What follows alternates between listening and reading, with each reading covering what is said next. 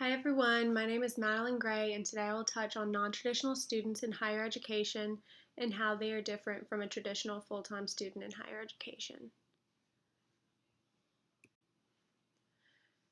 McDonald mentions that since 2006, traditional students in higher education has grown at a higher rate than normal, along with the percentage of non-traditional students increasing even faster.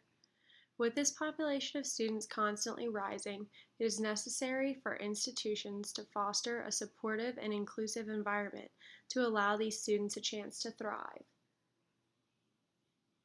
I will start this presentation by establishing who non-traditional students in higher education are, addressing what they hope to gain from higher education, while evaluating a study performed by Jamison, Sabatz, Woodley, and Feinstein. I will then address the challenges and experiences of non-traditional students in higher education and how their professional and personal support system can help them reach their goal. Lastly, I will address the institutional resources given to non-traditional students and steps we can take to address the needs of a population other than traditional students. The National Center for Education Statistics considers a non-traditional student to conform with one of the following characteristics. They are at least 25 years of age, attend school part-time, work full-time, a veteran, have children, they waited at least 1 year after high school before entering college, they have a GED instead of a high school diploma, a first-generation student, enrolled in a non-degree program, or have re-entered a college program. Now, non-traditional students only have to conform to one of these characteristics, and following I will show you why. The population of non-traditional students is predominantly female. From an institutional stance, the needs of this group is considerably different from those who are unemployed or enrolled in education full-time. However, from a part-time student in higher education stance, their experiences, challenges, support systems, and benefits are completely different than those of a full-time student. In 2012, 14% of non-traditional students were enrolled in community colleges, 10% attending public four-year colleges, 8% attended private four-year colleges, 2% attended four-year programs at for-profit institutions, and 1% attended courses for 1 year or less at for-profit institutions. In 2013, almost 12 million non-traditional students participated in higher education. The population of these students are projected to rise 14% to 14 million by 2024. With populations of non-traditional students at an all-time high, institutions must understand how to keep these individuals in the educational system, which is exactly what Jamison, Sabatz, Woodley, and Feinstein aim to understand. Jamison et al. Performed a study on two populations of part-time students studying at different institutions. The article views the benefits of part-time education as a form of capital and is put into subcategories that include human capital, identity capital, and social capital. Human capital refers to the skill sets and knowledge individuals in higher education will gain that can increase the way they operate on the job. Jamison et al. Also mention an educational qualification as being a good example of human capital. Identity capital is used to explain tangible assets like a qualification, but it was also used in this aspect to describe an intangible asset such as self-esteem and self-awareness. The study yielded a graph that I will go through on the next slide that explains the outcomes of the questionnaire given to non-traditional students from two different higher education institutions. The questionnaire asked for the students' level of competency and skills and also measured their efficacy and on a scale from greatly improved to not applicable. Another part of the questionnaire included questions regarding life changes.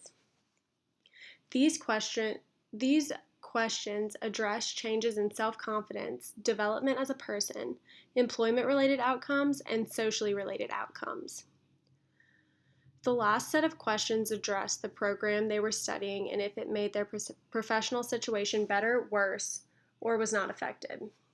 These questions addressed a range of topics from family to social life to employment opportunities and future income as a result of higher education. One outcome of this study that I found interesting was that the significant increase in social capital benefits for individuals with school-age children compared to those without.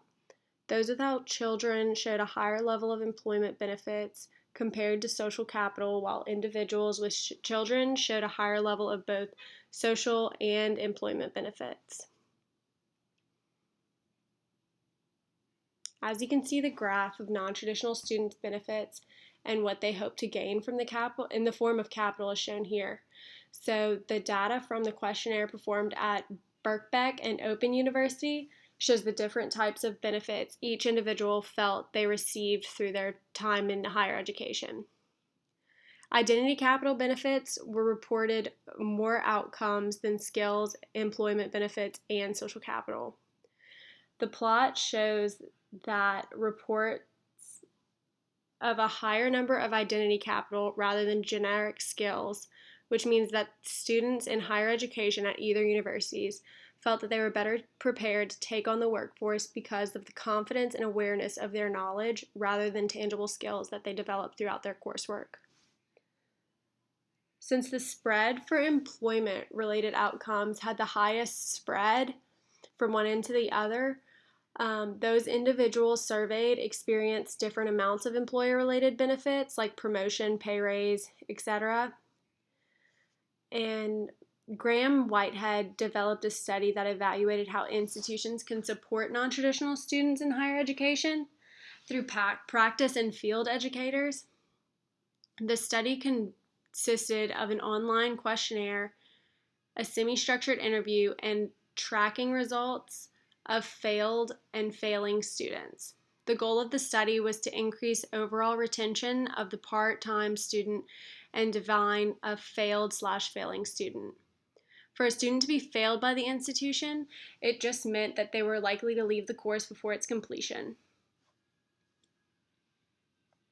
Whitehead gave educators and field instructors the responsibility of offering student support and minimizing the number of failing students through non-financial support, and those support efforts included academic support, vocational guidance, counseling, and dyslexia support. Between 2006 and 2009, the program's efforts aimed to understand the amount and type of support, evaluate the students' expectations of support, and consider how the institution's communications of the support went to non-traditional students in the form of retention. So the students that responded to a survey said that they went back to school in hopes of breaking through social barriers, and they were sure that by getting another degree would facilitate an increase in their social mobility. Many students that responded to the questionnaire said that an education would be the way to build confidence and self-esteem while being able to give something back to their families and communities. Non-traditional students face financial, personal, cultural, and institutional barriers as they make their way through higher education. A lack of institutional support, resources, and more continue to set each individual back from their overall goal of graduating from an institution, with dropout rates being as high as 67% for non-traditional students. According to the Lumina Foundation, family and work responsibilities were the two highest rated barriers for non-traditional students to return to an educational environment. The age of the student, amount of dependents they have, and their marital status are known as large contributors to the individual's success. Along with these responsibilities were childcare, finances, health issues, and transportation. According to Gardner and Gopal, Non-traditional students have a different experience in higher education compared to those enrolled full-time. In this study, it was apparent that non-traditional part-time students had lower satisfaction, were less engaged, and were sometimes perceived as being less committed because of the pressures that they're under. This is because part-time and non-traditional students are splitting their time and brain power, per se, between two facets of learning. According to McDonald, only 18% of adult learners do not work while they are in school. This means that many adults are going from the workplace to a classroom and having to switch out of that mindset. On one hand, the student is receiving hands-on real-world experience during their day at work and then quickly adjusting to the classroom environment. Being able to balance both full-time employment and part-time studies has shown to be a struggle. One finding by Gardner and Gopal is that the aspect of being a part-time student in higher education has less to do with the credits taken, but more to do with the time pressures with their full-time employment and their home life. Research found that though coursework and dissertations were daunting to full-time students in higher education, these assignments posed higher pressure on those individuals participating in part-time education. Since professional and program focus are rarely aligned, many non-traditional students find the connection to be quite challenging, especially when both time and energy are resources that are lacking. Counseling, writing seminars, study groups, and more were readily available through retention efforts for the university. Through these resources are thriving full-time students participating in undergraduate studies. The same cannot be said for graduate students. Out of the 10 students that believed they were not allowed enough resources, 3 were married with children, 6 were single parents, and just 1 of the 10 did not have children.